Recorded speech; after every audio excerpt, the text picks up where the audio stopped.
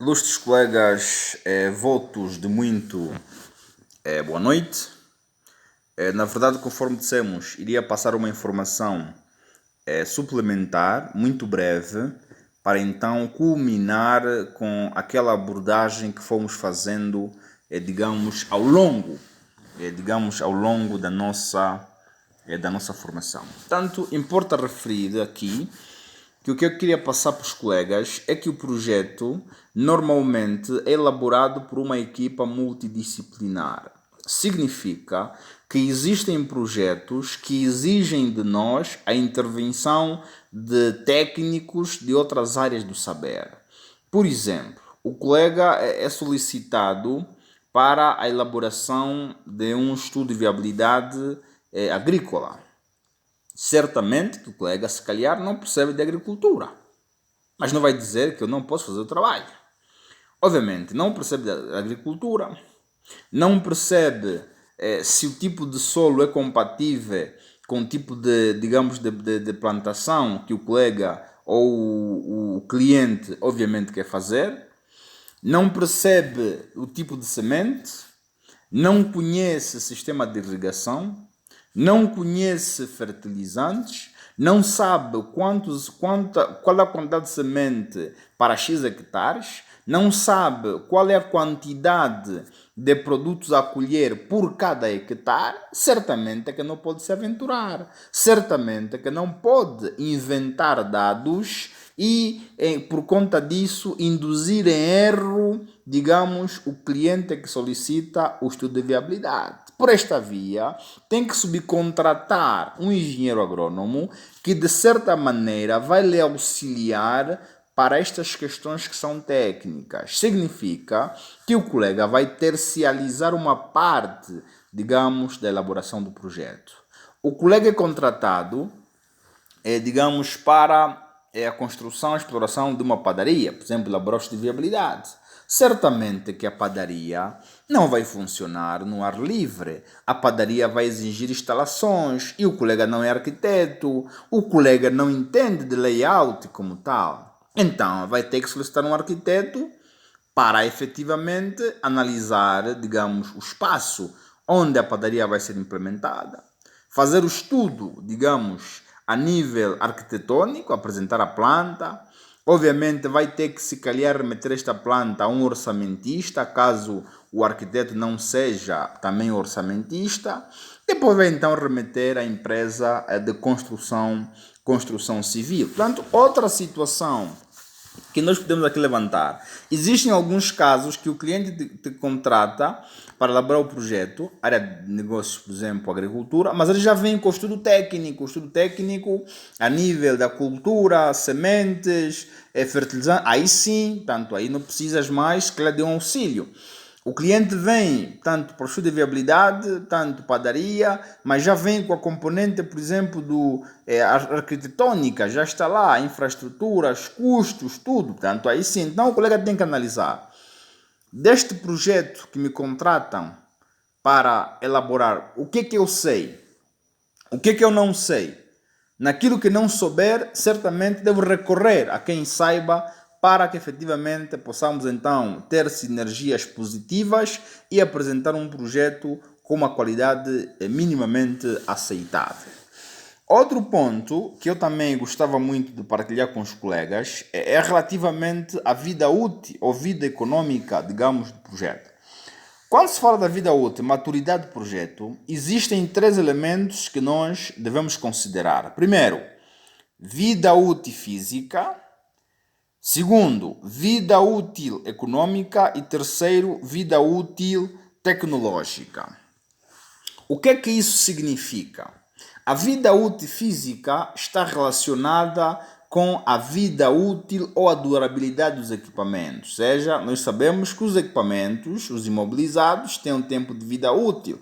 Então, esta vida útil, dos imobilizados, podem, de certa forma, concorrer para a análise da vida útil e da maturidade do negócio. Por exemplo, eu tenho um projeto e o equipamento com maior vida útil tem duração de 5 anos, 5 ou 6 anos. Logicamente que eu posso elaborar o projeto com uma maturidade de 5 anos 5 ou 6 anos, e depois disso, tanto poderei ter ali a opção de reinvestimento, que está relacionada com o investimento de substituição ou então o investimento de expansão.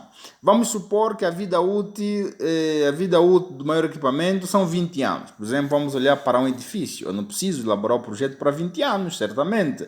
Eu posso achar uma vida útil média, digamos, entre os equipamentos com vida útil menor e maior, acho uma média e posso usar aquela informação sem algum problema. Então faço, digamos, a previsão em função deste horizonte temporal. Outro elemento que é fundamental é a vida útil, digamos, econômica. Quando se fala da vida útil econômica, podemos ainda olhar naquilo que é o ciclo de vida do produto ou serviço que queremos levar para o mercado.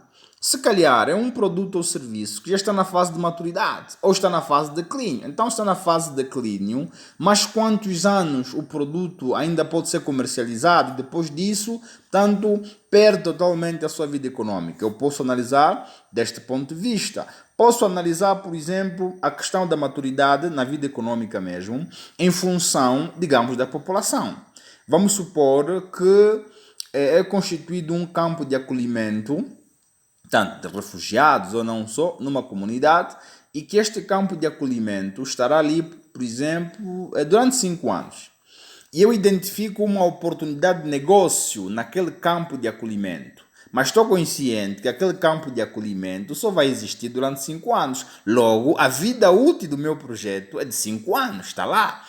Outra situação que facilita a identificação ou a determinação da vida útil, digamos, tanto do negócio, é a componente da concessão. Os projetos ou o contrato de concessão já têm uma vida útil pré-estabelecida. Por exemplo, o indivíduo celebra um contrato de concessão, por exemplo, com o Estado e não só, e no contrato vem o projeto ou o contrato tem duração, por exemplo, de 5 anos. Então, a vida útil, 5 anos. Outra componente é olhar para a vida tecnológica.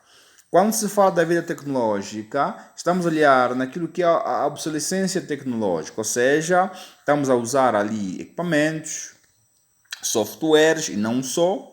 Logicamente que essa tecnologia tem um tempo de vida útil, após isso ele é melhorado e assim sucessivamente. Então podemos analisar, atendendo o tipo de tecnologia, temos mais quanto tempo que podemos utilizar e que ainda nos pode ser rentável? É uma questão que se coloca. E quando se analisa a tecnologia, nós temos que tanto velar por alguns pontos. Por exemplo, é uma tecnologia que se calhar para nós em Angola é novidade, mas para o resto do mundo já está na fase de obsolescência. Então, esses elementos devemos levar em linha de conta, em consideração, na determinação da vida digamos, útil, digamos, do projeto. Agora, o fundamental aqui a reter é que a vida econômica sobrepõe-se à vida física e, digamos, à vida tecnológica. Porque se a vida econômica for em 10 anos, vida física 5 anos, o que é que eu faço? Depois vou ter que substituir os equipamentos, obviamente, para atingir os outros 5 anos remanescentes. A vida tecnológica são 4 anos. Obviamente, após isso, a tecnologia cai em obsolescência, se calhar o nível de produtividade pode ser um pouco baixo ou a qualidade baixa, mas se ainda assim existir alguma procura, há, digamos, vida econômica, logo eu avanço com o produto. Mas se a tecnologia estiver em condições, a vida física está em condições, mas não há vida econômica, não há procura, não há, portanto, elementos que justificam o arranque do projeto nessa perspectiva, obviamente que isso não avança. Então, são esses elementos que nós podemos aqui evidenciar para que os colegas possam, então, perceber.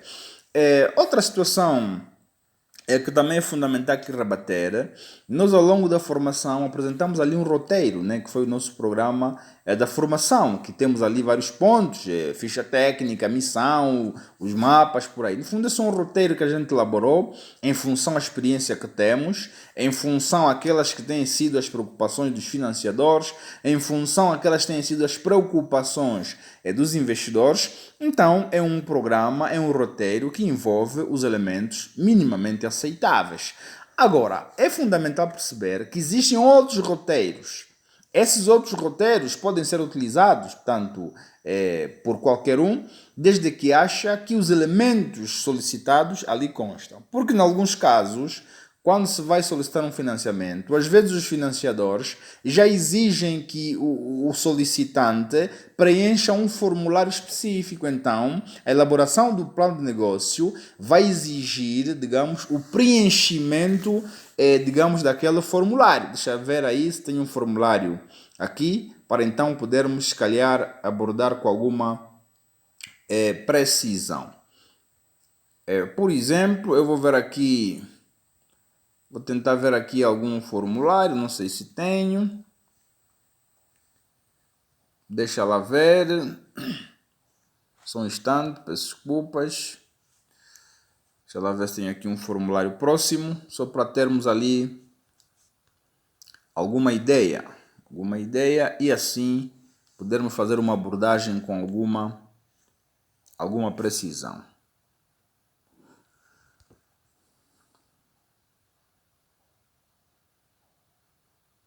Ora bem, por exemplo, eu tenho aqui um formulário. Deixa eu só minimizar isso. Eu tenho aqui um formulário que é do Fundo de Apoio ao Desenvolvimento Agrário, do FADA. Significa o quê? Que se o indivíduo tiver que financiar o seu negócio, estamos a olhar para o negócio agrícola, por via do FADA, então tem que preencher aqui o formulário. E nesse formulário ele já mete aqui a apresentação do promotor, a informação sobre o promotor, localização, processo produtivo, mão de obra, comercialização e escoamento. Ou seja, existem aqui um conjunto de tabelas que devem ser preenchidas. Preenchidas essas tabelas, a apresentação do negócio, outra referência, localização do projeto, questões relacionadas com a mão de obra, questões relacionadas com a origem dos fundos, questões relacionadas, por exemplo, com os proveitos, portanto, do mapa, demonstração de resultados, estamos aqui, no fundo, faz esse preenchimento. E esse formulário, após preenchido, que é remetido à entidade que solicita. Por outro lado, apesar de, em alguns casos, preenchermos este formulário, podemos fazer o projeto na sua íntegra e o projeto vem em anexo. E este formulário é entregue com anexo do projeto, porque isto aqui é uma síntese, digamos, dos elementos do projeto. Obviamente é uma informação muito curta, uma síntese. Outra situação, por exemplo, para mostrar aqui para os colegas, por exemplo, temos aqui um formulário. Só um minuto. Eu vou também partilhar com vocês esses formulários aqui. Temos aqui também um outro formulário, não sei qual é a entidade, não me lembro concretamente, mas vamos tentar abrir isto, só para terem aqui uma ideia, portanto, um formulário, aqui.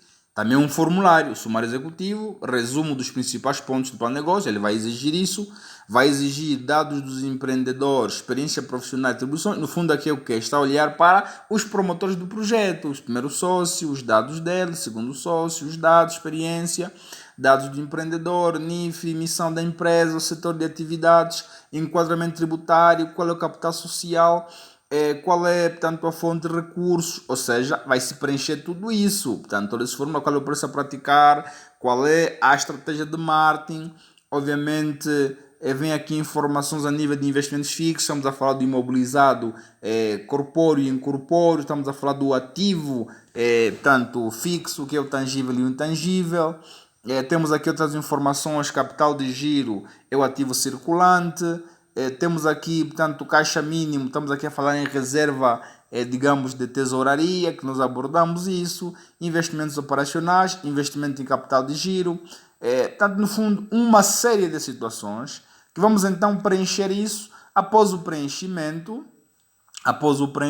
então, o projeto assim está feito. Por exemplo, aqui, rentabilidade, é o que nós vimos, rentabilidade dos capitais próprios, rentabilidade operacional das vendas, líquida das vendas, tanto outras informações que a gente pode ter e, portanto, a própria análise SWOT, né, aqui chama de análise FOFA, fortalezas, oportunidades, fraquezas, obviamente que é uma situação, está aqui forças, o F, o O, oportunidades, o outro é fraqueza, ameaça, portanto, no fundo é análise SWOT. É basicamente isso. Depois faz aqui uma análise geral do plano de negócio a nível de conclusões. É um formulário. Então, não existe, digamos, um formulário só. Existem, digamos, N situações que podemos utilizar e dali elaborar, então, o nosso projeto. Outra situação que podemos também aqui abordar com os colegas é que quando pretender desenvolver um projeto, tendo algum problema, vai na Google. Vai na Google e o colega escreve. Por exemplo, estudo de viabilidade de uma padaria. Então, o que é que faz? Aqui na Google escreve estudo. Escreve aqui estudo de viabilidade econômica de uma padaria, por exemplo. Ok? Até se quiser, pode já meter aqui no final, porque o que é que vai interessar? É o documento que vem em PDF, padaria, e põe já aí PDF. De forma que venha só informações em PDF, é que interessa.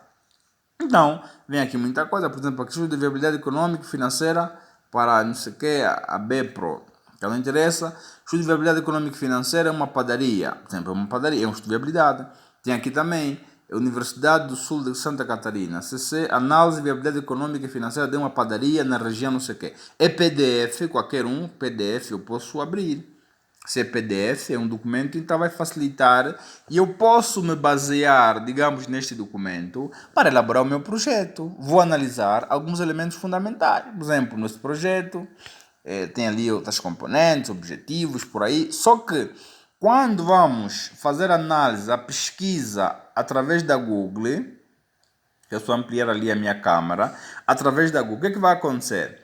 Podemos encontrar estudo de viabilidade de uma padaria, mas numa perspectiva de trabalho de fim do curso. Então, eu, enquanto consultor, o que é que vai me interessar? Não é a parte da revisão da literatura, é a parte da análise e discussão dos resultados, ou seja, aquilo que é a elaboração do próprio estudo de viabilidade. Porque sendo um estudo de viabilidade, nessa perspectiva de trabalho fim do curso, ele vai envolver a parte da literatura, que terá ali o que é o projeto, o que é o investimento, o que é o vale, o que é a tiro. Portanto, eu no projeto não trago essa descrição teórica que o vale, não sei o que é aquilo, um projeto, é uma aplicação de recursos. Não, isso não.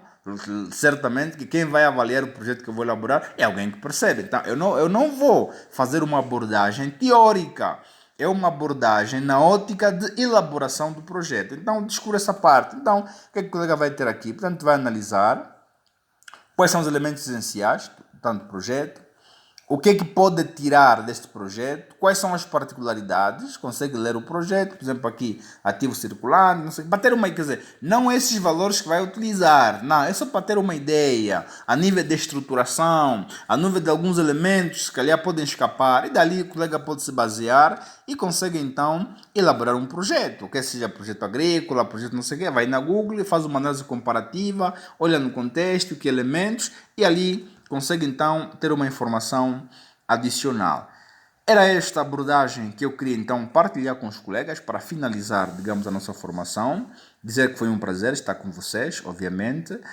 Vou então agora dizer qual é o nosso trabalho final. No fundo, o trabalho final vai ser elaboração de um estudo de viabilidade